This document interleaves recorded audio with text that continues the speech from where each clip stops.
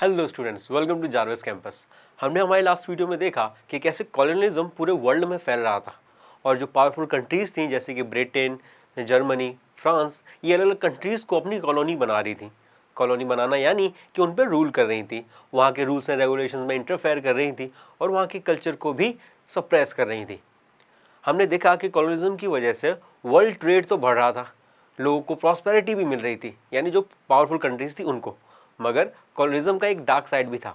हमने देखा कि जो कंट्री कॉलोनाइज हो रही थी, यानी कि जो गुलाम बन रही थी, वो या वहाँ के जो लोग थे वो अपनी फ्रीडम खो रहे थे, अपना कल्चर खो रहे थे और वहाँ के जो लोग थे वो काफ़ी सफ़र कर रहे थे। और इसके अलावा कई दूसरे भी रीज़न थे जिसकी वजह से कॉलोनाइज सोसाइटी सफ़र कर रही थी।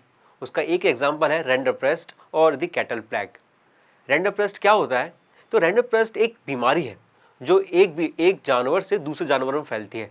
मगर रेंडरपेस्ट को डिटेल में पढ़ने से पहले हम ये जानेंगे कि रेंडरपेस्ट फैला कहाँ और कैसे फैला। तो हम पढ़ने वाले हैं अफ्रीका के बारे में। अफ्रीका एक बहुत बड़ी कंट्री है जैसे हम जानते हैं, और इसके साथ साथ वहाँ के जो लैंड है वो भी काफ़ी ज़्यादा है। मगर उस समय यानी लेट 19th सेंचुरी में अफ्रीका का ज़मीन तो काफ़ी बड़ा था, मगर वहाँ पे पॉपुलेशन काफ़ी कम थी। अब पॉपुलेशन काफ़ी कम थी, इसलिए उनकी जो डिमांड्स थी, उनकी जो नीड थी, वो ईजिली फुलफ़िल हो पा रही थी वहाँ के रिसोर्सेज से। और वहाँ के जो लोग थे वो काफ़ी खुश थे। बहुत कम ऐसे लोग थे जो अपनी वेजेस के लिए काम करने जाते थे, क्योंकि वो खुश थे अपनी छोटी सी पॉपुलेशन के साथ।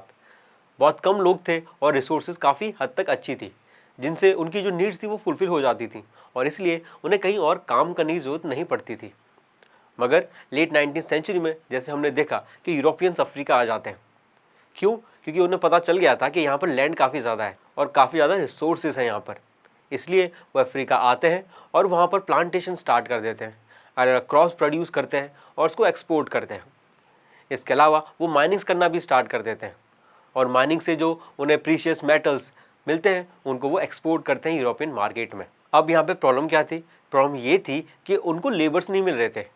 क्यों? क्योंकि अफ्रीकन तो खुश थे, उन्हें काम करने की ज़रूरत नहीं थी और इसलिए वो एज एन लेबर काम नहीं कर रहे थे। मगर हमने हमारे लास्ट वीडियो में देखा था कि कैसे यूरोपियंस ने अफ्रीका पे कब्जा कर लिया था और पूरे अफ्रीका को अलग अलग पार्ट्स में डिवाइड कर दिया था और अब अलग अलग अफ्रीका के पार्ट पे अलग अलग यूरोपियंस रूल कर रहे थे।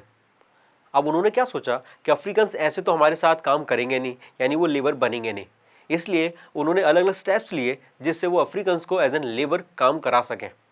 उसमें पहला जो था, तो उन्होंने इम्पोज हैवी टैक्सेस, उन्होंने काफ़ी ज़्यादा टैक्स इम्पोज कर दिए, जिसकी वजह से जो अफ्रीकन्स हैं वो टैक्स पे नहीं कर पाएंगे और टैक्स पे करने के लिए उन्हें काम करना पड़ेगा और उनका लेबर बनना पड़ेगा। इसके अलावा उन्होंने इनहेरिटेंस का लॉ भी चेंज कर दिया, यानी अगर किसी अफ्रीकन के 2 से ज़्यादा बच्चे हैं तो सिर्फ एक ही बच्चे को उसकी ज़मीन मिलेगी। अब क्योंकि सिर्फ एक ही बच्चे को ज़मीन मिलेगी तो बाकी सारे जो बच्चे हैं, अगर 2 हैं या 3 हैं, तो वो अपने डेली वेजेस को कैसे फुलफ़िल करेंगे, डेली नीड्स को कैसे फुलफ़िल करेंगे? तो उनके लिए उन्हें लेबर बनना पड़ेगा, लेबर बन के काम करना पड़ेगा। तो इस तरह से जो यूरोपियंस थे अलग अलग लॉ इम्पोज कर रहे थे अफ्रीका में। इसके अलावा इन्होंने माइन वर्कर्स के ऊपर रिस्ट्रिक्शंस भी लगा दिए, यानी कि माइन वर्कर्स को वापस नहीं जाने दे रहे थे और उनसे ज़बरदस्ती काम करा रहे थे।